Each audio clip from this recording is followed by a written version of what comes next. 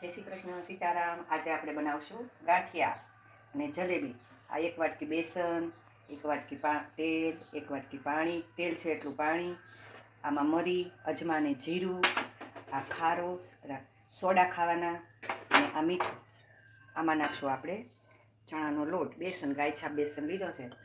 આમાં નાખશું તેલ, આમાં નાખશું પાણી. એને આપણે બ્લેન્ડર ફેરવશું.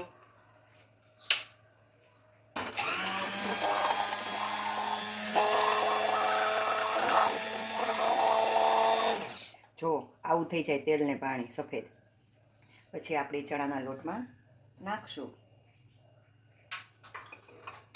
એનાથી આપણે લોટ બાંધશું. એમાં નાખશું અજમા, જીરું, મરી, ખાવાના સોડા અને મીઠું. હવે આપણે આનાથી લોટ બાંધી દઈશું.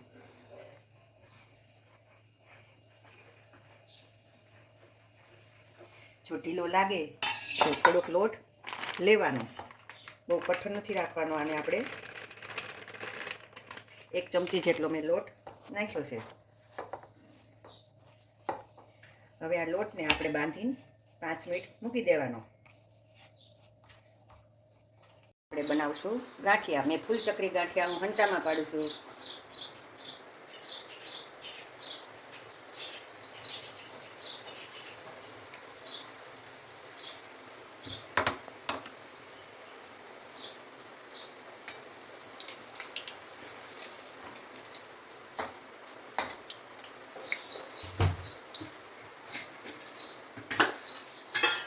ગાંઠિયા થઈ ગયા.